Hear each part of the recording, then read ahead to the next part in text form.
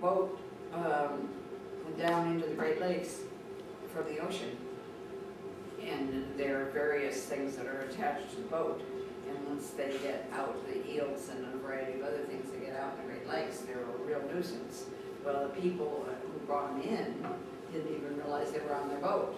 And slowly but surely getting recognition of how do you get those things off the boat before the boat ever goes into the Great Lakes is technology.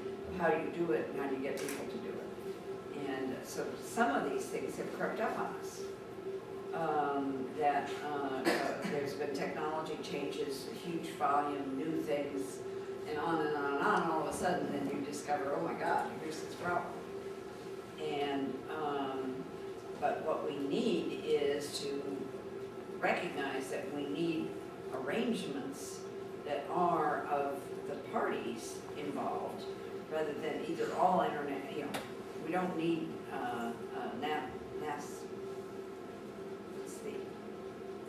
we don't need all of the North American continent to look on the Great Lakes. Nor do we need Canada to be involved with some of the Mexico-U.S. things.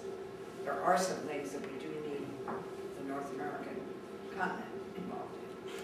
But that's part of our problem. How do we understand the scale and what can be involved? And then how do we enhance effective discovery, openness, debate, and then us as citizens paying attention. So we pay a lot of attention to who's running for office and some of those big controversies.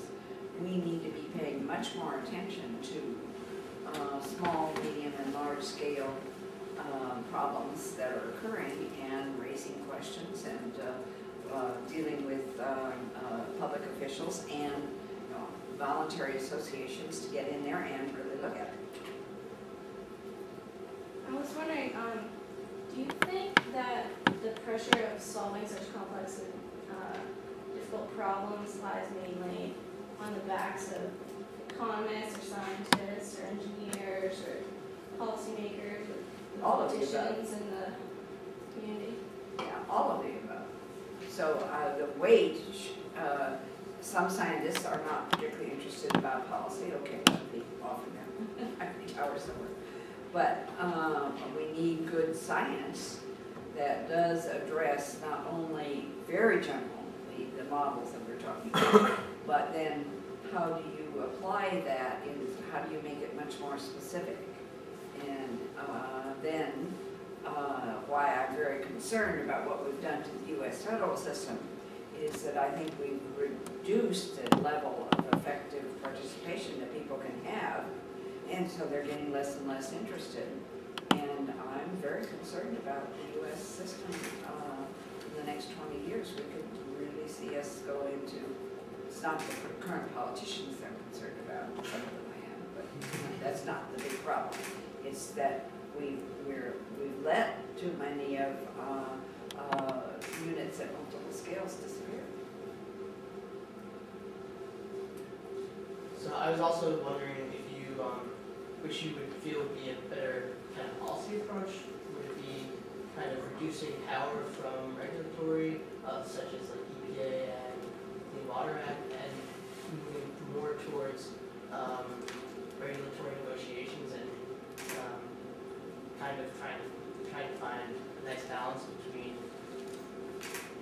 I don't know, building practices and patients, or is it somewhere in between that? It's probably somewhere in between. Let me take an example of the coastal fisheries. There's a key article by Gary Lightcap that will give the citation, I can't remember it, but there was a Supreme Court decision that made it illegal for fishermen along the coast of the U.S. to come to agreements about harvesting limits. This goes way back. And there were fishermen who were saying, gee, you know, if we could get together and get an agreement as a fishing association for this bay, like they were doing in Vermont, but this is what unfortunately didn't affect the lobster fishery, but we could then save our own fisheries so that we're around in long run.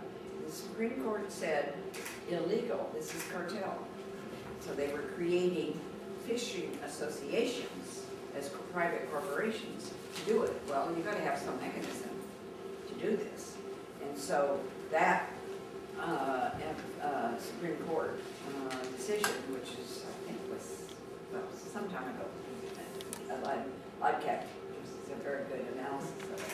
So then fishermen were told that they couldn't engage in that kind of self-organization, that it would be considered a cartel.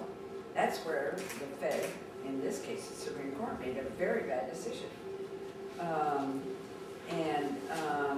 It's how do we distinguish between a cartel, which is really we're getting together so that we can build the rest of the world, and an association that was trying to put up a limit so that the resource itself is controlled over time.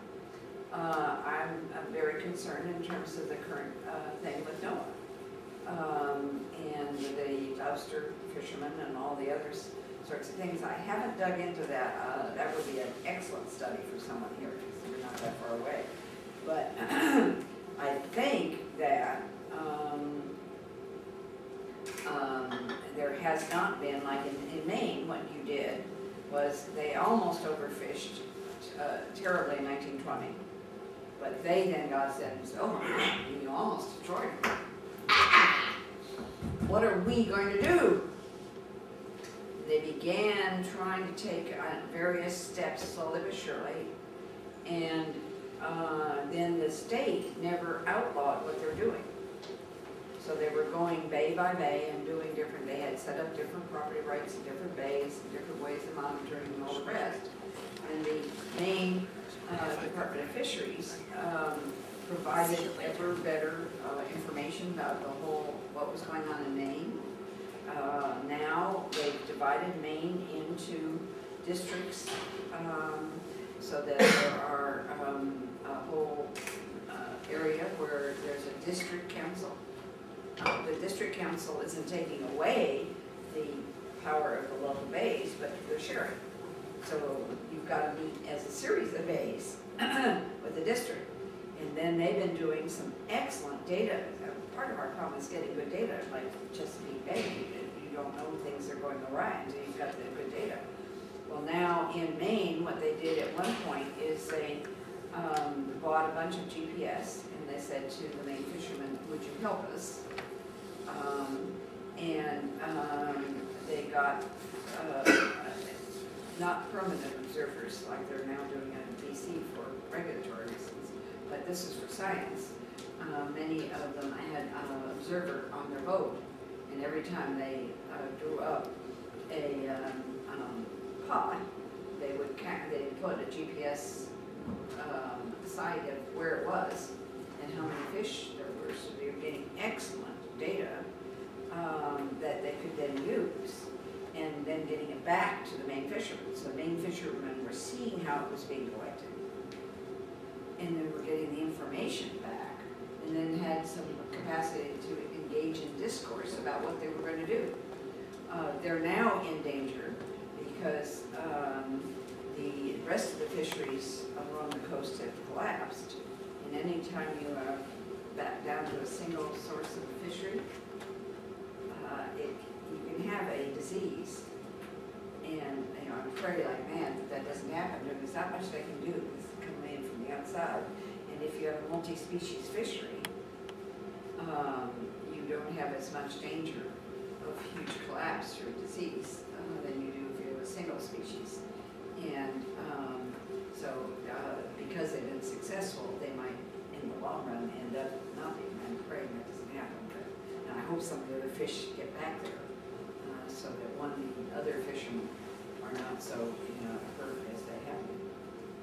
But if you don't allow anything locally, then it can become a game. Sometimes hard to determine. That's why you want to see some of both. And then the problem is, how do we get people to talk with one another?